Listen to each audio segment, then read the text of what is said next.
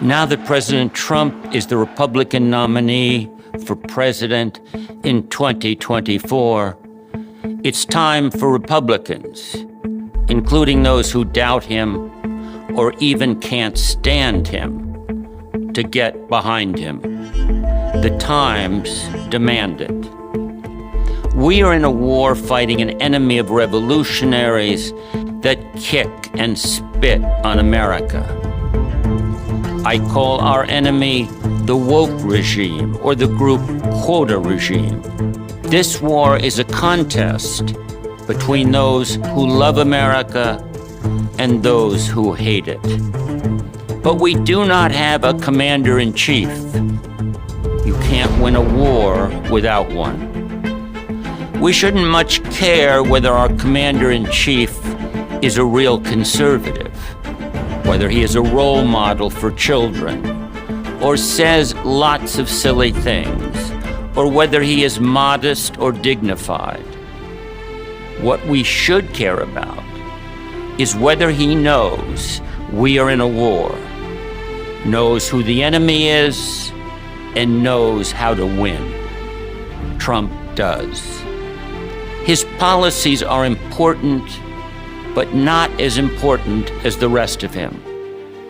Trump grasps the essential things. He understands the group quota regime is evil and will not stop until it destroys America. He is a fighter, bold, brave, and decisive, who has confidence in himself and his country. Trump never apologizes for America. He rightly believes America is the greatest country in history. Trump says, in effect, we have our culture. It's exceptional, and that's the way we want to keep it.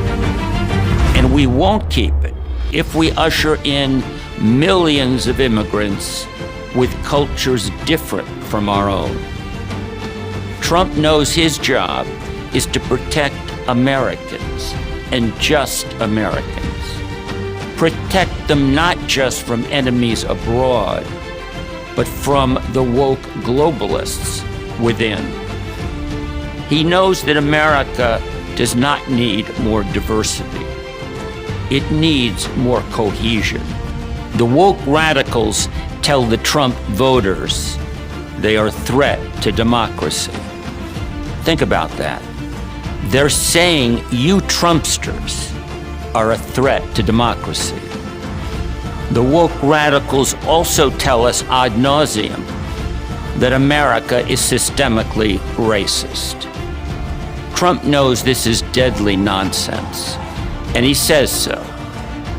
This charge of systemic racism bounces off Trump because he has no white guilt, or any guilt for that matter. Trump tells his supporters what they already know. They are not racist, and they do not have white privilege. The woke radicals shut up those who disagree. Trump will not be shut up. If they manage to put him in jail, he will still roar like a lion. The woke radicals have the moral arrogance of fanatics. Trump, God bless him, knows we are all sinners. Trump rejects the utopian fanaticism of the woke radicals. He is a businessman who takes the world on its own terms and navigates by facts and common sense. Trump's base knows firsthand the America that Trump wants to recover.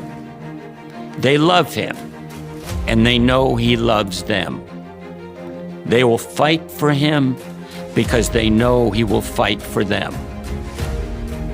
Trump speaks to his supporters as fellow citizens, without any condescension or poll-tested BS.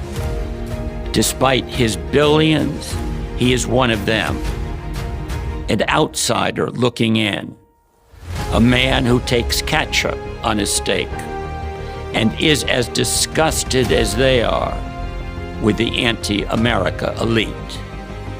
This natural appeal has molded everyday patriotic Americans into an army. We cannot stop the left's revolution and retake the nation without these men and women.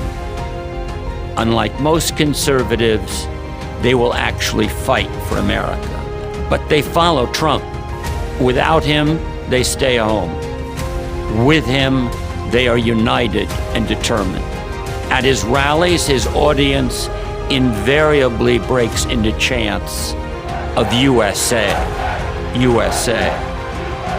In these moments, Trump and his audience mutually pledge to each other their fidelity and their sacred honor. His enemies hate him with an indescribable fierceness. Another Hitler, they say. Elect him and he will be a dictator. We should take this hysteria as reason for hope. The America haters rightly fear that Trump and his party are on the threshold of a successful counter-revolution. Trump hates his enemies every bit as much as they hate him. His enemies are America's enemies. Trump is the most towering figure of our time. He has changed politics, not just in America, but in the West. If we are to take back America, we need someone who is unmovable, who has proven that he can stand up against the immensely powerful army of woke modernity that will attack him with all its might. Someone who will go after the deep state without pity or compassion. And someone who has the conviction that America is still the last best hope of Earth. That someone is Trump. Trump, the politician, came out of the blue, an unconventional commander against an unconventional enemy. Almost inconceivable as president at any other time, Trump fits this turbulent moment to a T. Is it too much to wonder whether the appearance of this most unconventional man is providential? Lincoln spoke of Americans as the almost chosen people. Trump gives us hope that the God who has never forsaken his almost chosen people will not do so now. Thank you.